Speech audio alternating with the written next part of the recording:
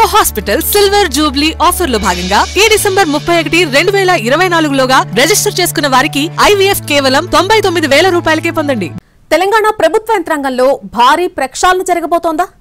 ఏడాది పాలన తర్వాత అసలేం చేయాలో ముఖ్యమంత్రికి క్లారిటీ వచ్చిందా? ఇన్నాళ్లు సీఎం అనుకున్నదొకటైతే క్షేత్రస్థాయిలో ఇంకోలా జరిగిందా? ఇక లోపాలన్నింటినీ సరిదిద్ది అధికార యంత్రాంగాన్ని ఓ కుదుపే దిశగా అడుగులు పడుతున్నాయట. ఇప్పుడున్న పరిస్థితులేంటి? జరగబోతున్న మార్పులేంటి?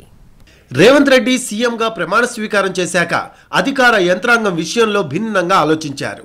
కేవలం పనితీరు ఆధారంగా పైరవీలు లేకుండా పోస్టింగ్లు ఇవ్వాలని అనుకున్నారట. అందుకు అనుగుణంగానే ఒకరిద్దరు మినహా మిగిలిన అధికారులను అలాగే ఎంపిక చేసి కీలక బాధ్యతలు అప్పగించారు.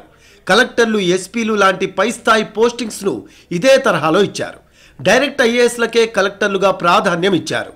పారదర్శకంగా పోస్టింగ్స్ ఇస్తే ప్రజలకు మెరుగైన సేవలు అందుతాయి అన్నది ముఖ్యమంత్రి భావన. అయితే ఆయన అనుకున్నదొకటి, క్షేత్రస్థాయిలో జరుగుతోంది ఒకటిగా ఉందట వ్యవహారం. చాలా మంది అధికారులు పనితీరు కనబర్చకపోవడం, పనులు జరగకుండా తొక్కిపెట్టడం లాంటి వాటితో అసలేం జరగడము లేదన్న ఫీలింగ్ బలపడుతున్నట్లు ప్రభుత్వానికి నివేదికలు అందాయట. ఈ ప్రభుత్వంలో పనులు చకచకా జరగడం లేదన్న ఫీలింగ్ నెగిటివ్ అవుతుందన్న వార్నింగ్స్ సైతం వచ్చాయట పెద్దలకు. ఏడాది పాలనలో అధికారులకు ఫ్రీ హ్యాండ్ ఇవ్వాలని అనుకున్నా దానివల్ల సత్ఫలితాలు రావడం లేదన్న అభిప్రాయానికి వచ్చారట ప్రభుత్వ పెద్దలు. దీంతో త్వరలోనే భారీ ప్రక్షాళన దిశగా అడుగులు వేస్తున్నట్టు సమాచారం. కొందరు జిల్లా కలెక్టర్లు స్వతహాగానే సరిగా పనిచేయకుండా ప్రభుత్వానికి చెడ్డ పేరు తెస్తున్నారన్న ఫీలింగ్ ఉందట. వాళ్లు కనీసం క్షేత్రస్థాయి తనిఖీలు కూడా సరిగా చేయడం లేదన్న నివేదికలున్నట్టు తెలిసింది. ఉన్నది చిన్న జిల్లాలే అయినా అక్కడి సమస్యల్ని కూడా కలెక్టర్లు సరిగ్గా అటెండ్ చేయలేకపోతున్నారట. ఇటీవల వరుసగా బయటపడుతున్న హాస్టల్స్లో కలుషిత ఆహార ఘటనలు కలెక్టర్ స్థాయిలో సమస్యలు పరిష్కారం అవ్వాల్సినవి.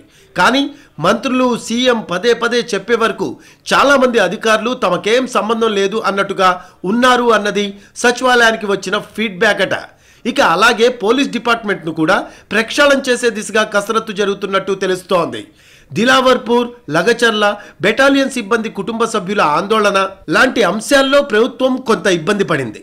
దీంతో పోలీస్ డిపార్ట్మెంట్ మీద కూడా ప్రత్యేక శ్రద్ధ తీసుకోబోతున్నట్టు చెప్పుకుంటున్నాయి ప్రభుత్వ వర్గాలు.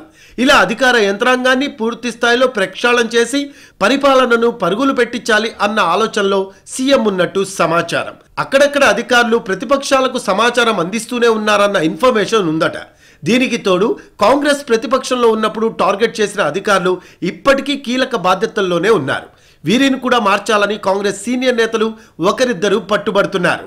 అధికారంలోకి వచ్చి ఏడాది పూర్తవుతున్న టైంలో ఇక సీఎం రేవంత్ కూడా దూకుడు పెంచాలి అనుకుంటున్నట్టు తెలుస్తోంది. ఇన్నాళ్లు ఉద్యోగులకు టైంకు జీతాలు ఇవ్వకుండా పనిచేయాలని ఒత్తిడి పెంచడం సరికాదు అన్న ఆలోచనతో ఉన్నారని, ఇప్పుడిక టెన్షన్గా 1వ తేదీన ఇస్తున్నారు కాబట్టి పరిపాలన పరంగా లోపాలు సరిదిద్దుకొని ప్రక్షాళన దిశగా అడుగులు వేయాలని చూస్తున్నట్టు కాంగ్రెస్ సర్కిల్స్ లో మాట్లాడుకుంటున్నారు.